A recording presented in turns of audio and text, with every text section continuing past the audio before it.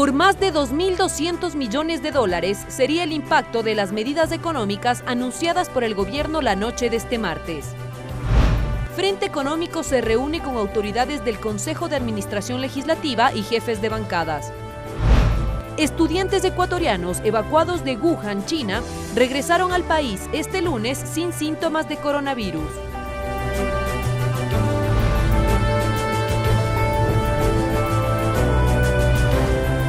Televisión Legislativa presenta TVL Noticias, emisión central.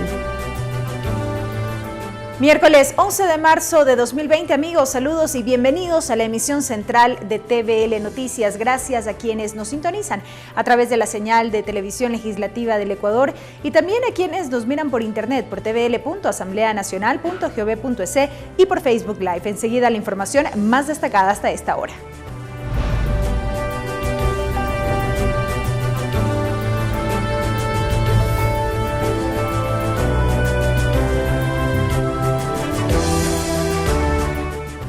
Iniciamos austeridad, aspectos ligados a las condiciones de la deuda externa y el incremento en un 0,75% de las retenciones en la fuente del impuesto a la renta en algunas empresas fueron parte del anuncio del gobierno sobre las medidas económicas para solventar la crisis que se ha desatado por el coronavirus y por la caída del precio del petróleo. Con su aplicación se prevé un ahorro de más de 2.000 millones de dólares anuales. El presidente de la República, Lenín Moreno, informó las decisiones que tomó el gobierno para solventar la crisis económica que vive el país por la enfermedad global de coronavirus y la caída del petróleo. La enfermedad global del coronavirus está generando una crisis económica en todo el mundo y han golpeado fuertemente a Ecuador. Adicionalmente, en pocos días, el precio del petróleo cayó más de $20. Eso significa que cada día perdemos algo más de 8 millones de dólares en ingresos. Mencionando que el año pasado el gobierno creyó que lo más conveniente eran las medidas como la eliminación del subsidio. Sin embargo, por el paro nacional no se pudieron dar. El año pasado tomamos decisiones que nos iban a ayudar a prevenir situaciones como la que hoy estamos viviendo, pero me decidí por la paz convocando al diálogo. Esta vez apuesta a 3 medidas. La primera, austeridad. Se hará un recorte presupuestario de 1.400 millones de dólares. De los cuales 800 millones serán en bienes y servicios y 600 millones en bienes de capital. De más está decir que la salud no entra en este recorte.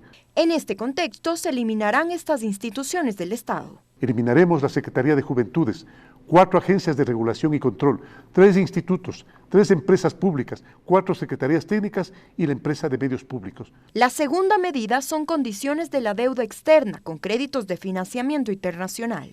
Estamos gestionando créditos por 2.000 millones de dólares, con plazos y tasas en mejores condiciones que con las que ahora podemos acceder en los mercados internacionales. La tercera, el incremento del 0,75% de las retenciones en la fuente del impuesto a la renta en las empresas. Como por ejemplo las del sector bancario, petrolero y telecomunicaciones. Además, el presidente Moreno informó que se consiguió 60 millones de dólares por parte de organismos internacionales para atender a los pacientes en el país por coronavirus. Que tienen fondos específicamente destinados para atender estas emergencias, para poder ayudar en ello. En los próximos días, el Ejecutivo enviará a la Asamblea Nacional la propuesta para que quienes tengan vehículos avaluados en más de $20.000 paguen una contribución del 5% sobre el avalúo. Estas son las medidas que el gobierno implementa para solventar la crisis económica. Esto busca un ahorro e ingresos de más de 2.000 millones de dólares. Tatiana Sonnenholzner, TVL Noticias. Y tras el anuncio del presidente de la República mediante rueda de prensa, los ministros de Finanzas, de la Producción y la directora del Servicio de Rentas Internas dieron a conocer algunos detalles de la implementación de las medidas económicas. Según Richard Martínez, las acciones son necesarias luego de la caída del precio del petróleo y la llegada del coronavirus. Con la implementación de las medidas económicas anunciadas por el presidente de la República, el gobierno busca conseguir 2.252 millones de dólares. El ministro de Finanzas, Richard Martínez, explicó que la reducción del precio del barril del petróleo le afecta al Ecuador en la reducción de ingresos de divisas y del presupuesto que tiene el Estado para la compra de derivados, muchos de ellos subsidiados. El esfuerzo y la presión sobre ese subsidio se reduce también. Por el lado externo, también evidentemente el precio de los productos derivados se reduce y en consecuencia siempre tienen que netearse estas cifras. Martínez detalló los montos que se espera recaudar con las decisiones tomadas por el régimen. Por ejemplo, con la contribución ciudadana única que deberán aportar quienes tengan vehículos avaluados en más de $20.000, se espera conseguir $220 millones. Mientras que con la contribución temporal de un porcentaje de sueldo de los servidores públicos, aunque no especificó el monto, dijo que se espera recaudar entre 250 y 300 millones de dólares. Opciones muy específicas que de hecho se trabajaron el día de hoy con las centrales sindicales en esta mesa de diálogo. Se ha hablado de contribuciones específicas, progresivas en función del nivel salarial, se ha hablado de horas de trabajo, se ha hablado de recortes adicionales en ciertos grupos de salarios altos. Respecto de la decisión de reducir algunas instituciones públicas, explicó que lo que se busca es evitar que se dupliquen procesos. Además, informó que a finales de marzo y abril el país recibirá un desembolso de $2.000 millones, dinero que en parte irá destinado a prepagar una línea de financiamiento. Eso nos va a garantizar que podemos tener estabilidad para afrontar este shock con esta llegada de recursos. De su parte, el ministro de la Producción, Iván Ontaneda, se refirió al coronavirus, un tema que dijo afecta a la salud pública y el comercio internacional. Por ello, dijo, ante la iliquidez que ha generado, anunció que se tomarán medidas para reactivar las importaciones y exportaciones. Hemos creado nuevas líneas de crédito de parte de la banca de desarrollo, la banca pública, para favorecer y poder atender y resolver de manera inmediata los problemas de liquidez presentados por estos sectores. Desde el Ejecutivo, además, se tiene pendiente el envío de las reformas al Código de Finanzas Públicas a la Asamblea Nacional, un proyecto que adelantaron llegará con carácter urgente en materia económica. Lorena Espinosa, TVL Noticias. Y esta mañana el Frente Unitario de Trabajadores se pronunció ante las medidas económicas anunciadas por el Gobierno Nacional. Los dirigentes sostienen que estas violentan derechos laborales. Mariela Logroño nos tiene más detalles. Adelante. Así es, gracias. Muy buenas tardes. El Frente Unitario de Trabajadores se pronunció ante las medidas decretadas por el Gobierno Nacional la noche de ayer. Esto ante la crisis por la baja de los precios del petróleo. Mesías Tatamuez, presidente de turno del FUT, dijo que son estas inconstitucionales, pues en ningún momento fueron socializadas y evaluadas con el sector social y laboral. Nosotros fuimos invitados, pero no podemos ir a escuchar a donde todo ya está aprobado y todo ya está diciendo para que vayamos a balizar. Todas las propuestas tenemos por escrito, nada tenemos así de discurso, por escrito. El presidente de la República, los ministros tienen por escrito. No tenemos así propuestas en discursos. En esta rueda de prensa también intervino José Villavicencio, presidente de la Unión General de Trabajadores, que dijo estas medidas estarían violentando los derechos laborales. Para ello planteó varios aspectos, como por ejemplo una renegociación de la deuda externa, una revisión también de los contratos petroleros y de los contratos con las telefónicas. Es el momento de moratoria y renegociación de la deuda externa, que tendría ingresos mensuales para resolver educación, empleo y salud y las necesidades del pueblo ecuatoriano.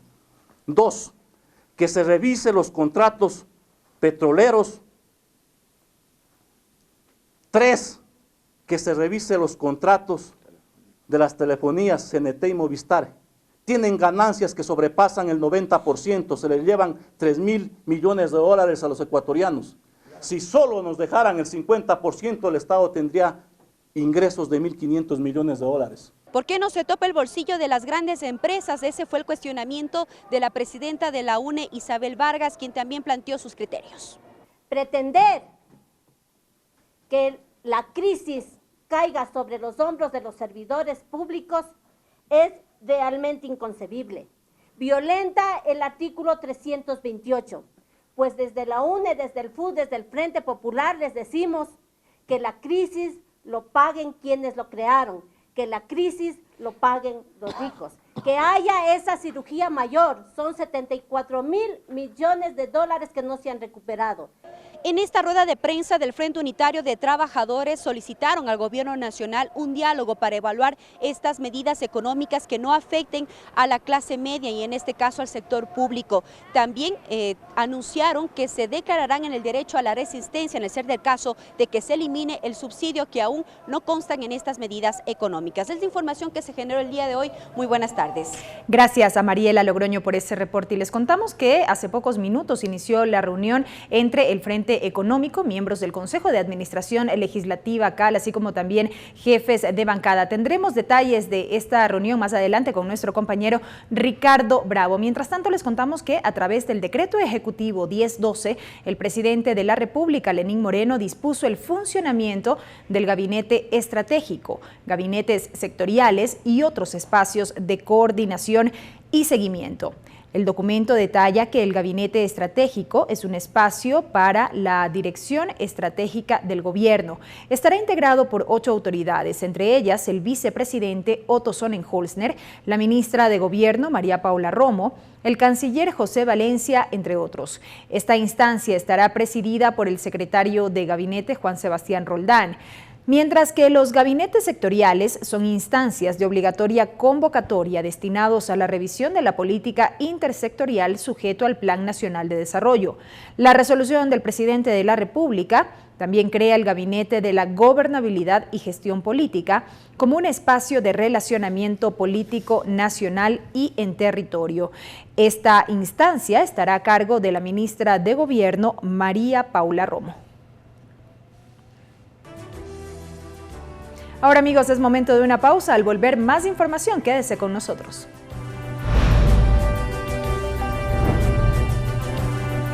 Regresamos con TVL Noticias Emisión Central, luego de la siguiente pausa promocional.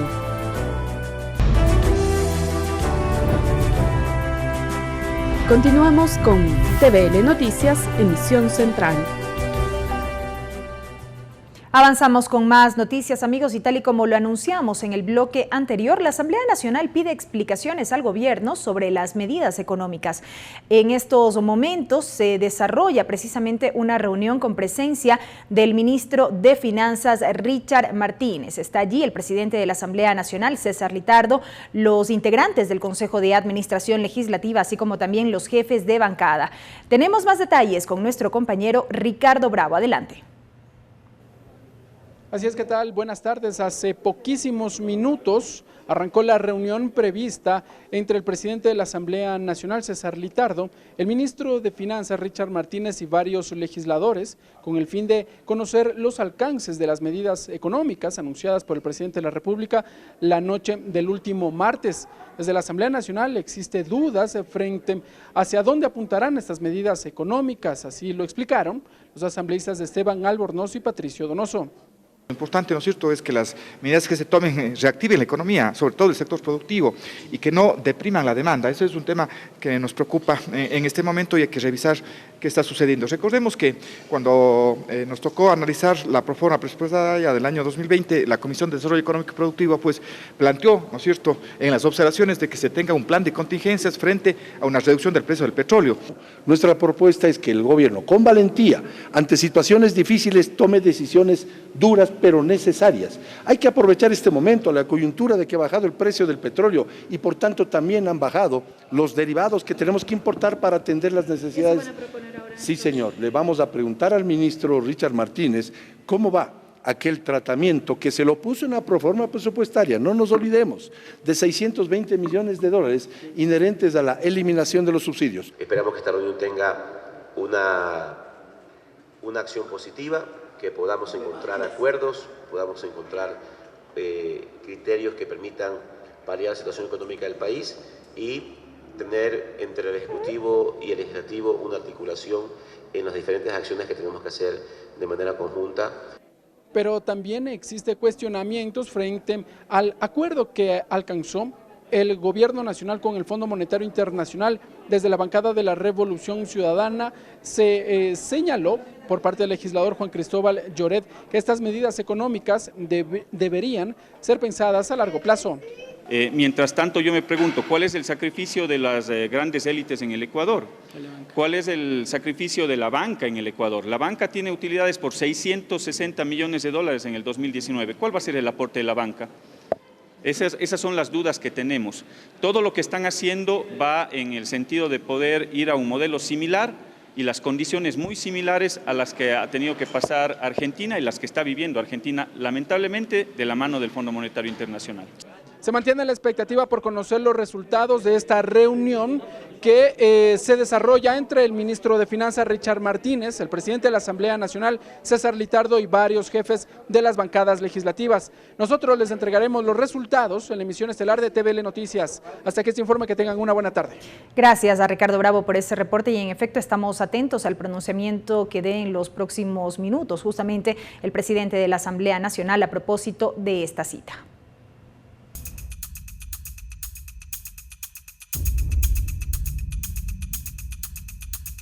Alerta, coronavirus. La tarde de este martes, el Ministerio de Salud reportó 2 nuevos casos de coronavirus en Ecuador. Con ellos, ascendería a 17 la cifra de personas positivas con COVID-19. Uno de los casos estaría relacionado con el caso primario, mientras que el segundo habría tenido contacto directo con el círculo cercano del ciudadano paraguayo. Por otra parte, también se dio a conocer que este lunes 9 de marzo arribaron a Ecuador los 5 estudiantes ecuatorianos que fueron evaluados desde Wuhan, China, traslado que se concretó entre los gobiernos de Ecuador y Ucrania. Los estudiantes fueron llevados a un centro temporal para una revisión médica integral y para someterse al examen respectivo, el mismo que dio resultado negativo. En el ámbito internacional, el director general de la Organización Mundial de la Salud calificó la expansión del coronavirus como una pandemia, luego de los múltiples casos de personas contagiadas y muertes registradas a nivel mundial a causa de este virus. Colombia, al momento, registra 6 casos de pacientes contagiados, mientras que Bolivia y Honduras confirmaron los 2 primeros casos positivos. Asimismo, se dio a conocer que la ministra de Salud de Reino Unido estaría contagiada del COVID-19. Y avanzamos con otros temas, amigos. Por unanimidad, el Pleno del Consejo Nacional Electoral aprobó el informe que señala el cumplimiento del más del 1% de firmas requeridas para que el Comité de Institucionalización Democrática continúe con el trámite de reforma parcial a la Constitución de la República. 173.661 firmas validó el Consejo Nacional Electoral al Comité de Institucionalización Democrática, que busca reformar la Constitución de la República. La validación es un paso más hacia el referéndum por la eliminación del Consejo de Participación Ciudadana y Control Social, la independencia de la Fiscalía y la bicameralidad de la Asamblea Nacional, según lo que busca este comité. Así lo explica Pablo Dávila. Que es la eliminación del Consejo de Participación Ciudadana, que es la reintegración de fondo de la Asamblea Nacional y que es promover la independencia de la Fiscalía General del Estado. Puede ser que esos puntos no sean de cabal y total aceptación de los ciudadanos. Eso es normal, eso es parte del juego democrático en un país como el nuestro. Pero lo que nosotros hemos defendido hasta la saciedad, señora Presidenta, es el derecho que tenemos todos de llegar a las urnas. El consejero Luis Verde Soto saludó la iniciativa de esta organización social, pues que se presenten estos procesos garantiza la democracia del país, así lo dijo. Extremadamente eso, extremadamente como sociedad civil. La sociedad civil es eso, la posibilidad de autoorganización frente a otros órdenes y entre ellos del mismo orden gubernamental, el orden del Parlamento y más. La presidenta del Consejo Nacional Electoral, Diana Tamaín, menciona que la aprobación unánime del Pleno es porque se cumplieron con los requisitos, una vez que se comprobó su veracidad. Que este Consejo Nacional Electoral en este proceso trabajó con absoluta transparencia. se llevó a cabo un proceso de verificación de firmas con la participación de las partes, sin ninguna restricción. Un proceso en el que la imparcialidad primó como deber principal de esta institución garante de la democracia. Las iniciativas ciudadanas deben contar con al menos el 1% de respaldo de las personas inscritas en el último padrón electoral, que en este caso corresponde a los comicios de 2019, es decir, la agrupación requería de al menos 132.620 firmas. El CNE también tenía previsto aprobar el calendario de elecciones, sin embargo, no lo resolvió. Tatiana Sonnenholster, TVL Noticias. Y atención, mediante un comunicado, la Fiscalía General del Estado informó que presentó a la Corte Nacional de Justicia las solicitudes de formulación de cargos por el presunto delito de concusión en contra de la ex asambleísta Nivia Vélez y de la asambleísta en funciones Karina Arteaga. Según el Ministerio Público, ambas habrían exigido y ordenado a sus subalternos durante su gestión como legisladoras el pago de contribuciones económicas de sus remuneraciones mensuales. Con la solicitud remitida a la Corte de Justicia, se busca que dicha instancia señale fecha y hora para la respectiva audiencia.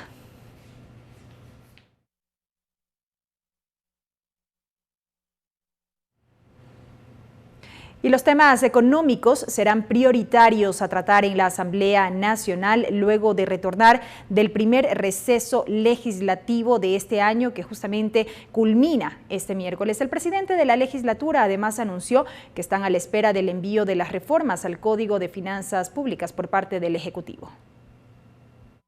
Luego de retornar del primer receso legislativo, la Asamblea Nacional tiene definidos los temas que serán prioritarios su tratamiento. Los temas económicos sin duda son de preocupación de los legisladores, pues llama la atención las secuelas que deja el coronavirus, el precio del petróleo y el riesgo país. Creo que hay que tomar medidas al respecto. Nosotros como tal somos receptores de las leyes que el Ejecutivo puede enviarnos. Es parte de una crisis económica mundial, una guerra de precios entre Rusia y la OPEP que nos salpica a nosotros. Por otra parte, el asambleísta Homero Castañén, mediante su cuenta de Twitter, dio a conocer que se ha solicitado a Presidencia que se convoque de manera urgente a la Asamblea Nacional al ministro de Finanzas para que explique el impacto en el presupuesto general del Estado tras la caída del precio de petróleo. Además, están expectantes del envío desde el Ejecutivo de las reformas al Código de Finanzas Públicas, uno de los requisitos del Fondo Monetario Internacional. El presidente de la legislatura indicó que representantes de varias bancadas se han reunido con funcionarios del Ministerio de Finanzas para conocer el avance de la propuesta y que estarán atentos con qué carácter llegue al legislativo. Creo que hay un compromiso de hacerlo en esta máxima la próxima semana, que entre la Asamblea, así que nosotros desde la Asamblea lo que nos queremos es que una vez que llegue acá, procesarlo de manera inmediata para que podamos dar una respuesta desde nuestra posición como tal. Ojalá lo haga, estamos en un momento muy delicado para el país, aquí todos tenemos que arrimar el hombro y hacer las reformas necesarias para salir adelante de esta situación económica. El receso legislativo culmina esta semana, de ahí que el presidente adelantó que temas como el tratamiento a la ley de turismo y proyectos de ley que generen producción serán prioritarios en la agenda en el Pleno. El próximo martes, por ejemplo, se continuará con el primer debate de las reformas al COTAD. Lorena Espinosa, TVL Noticias. Y para este jueves, a partir de las 9:30, fue convocada a sesión la Comisión Ocasional de Tránsito con el propósito de retomar el análisis del articulado del proyecto de reformas a la Ley de Transporte Terrestre, Tránsito y Seguridad Vial de cara a la aprobación del informe para su segundo y definitivo debate. Según el presidente de la mesa, Fafo Gavilanes, el único tema a ser resuelto por la comisión tiene que ver con las plataformas tecnológicas. En caso de no existir consensos, la mesa legislativa en su informe pedirá al Pleno que tome una resolución. La reforma será integral, está orientada a reducir la siniestralidad en el país, crear una cultura de tránsito y seguridad vial a través de la capacitación y estudios que van desde inicial básico hasta tercero de bachillerato. Asimismo, se determinará 90 horas como mínimo para obtener la licencia no profesional, mientras que la profesional se mantendrá en 480 horas académicas, entre otros aspectos que analiza la comisión como parte del tratamiento de estas reformas.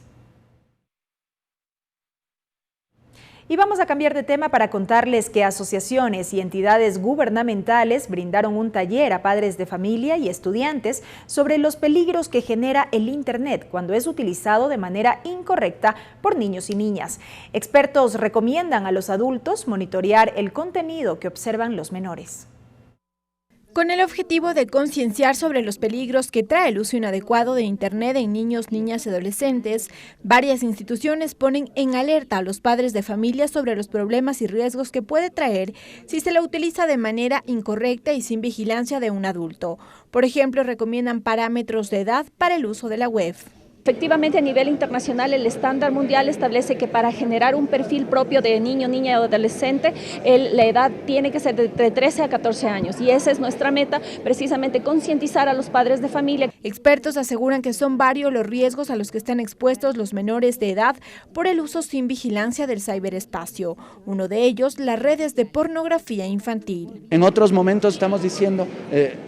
Si bien las redes de trata, de tráfico y demás buscan y tienen que hacer un esfuerzo adicional para buscar a los niños en las redes sociales y acercarse, en este momento lo que estamos generando potencialmente es un riesgo porque ya los tenemos en las redes sociales. Sin embargo, no es el único. Se habla también del cyberbullying y del grooming. Se trata de personas que seducen a niños mediante perfiles falsos. También está el robo de identidad y recientemente la adopción de juegos y retos de otros países que pueden poner en riesgo sus vidas y la de sus compañeros. ¿Hasta dónde los niños tienen los instrumentos para navegar en un medio que promueve derechos pero también genera muchos riesgos como el Internet? Que es necesario en todas las edades es un acompañamiento. Los niños, las niñas, los adolescentes no necesitan en las redes sociales lo que no necesitan en la vida cotidiana y en la vida real. Por ello ponen en alerta a los padres de familia y recomiendan controlar y monitorear constantemente las actividades que realizan sus hijos frente a una pantalla y sobre todo darles a conocer los peligros a los que están expuestos. Lorena Espinosa, TVL Noticias. Y concluye así, amigos, esta emisión de noticias. Gracias por haber estado con nosotros. Una muy buena tarde.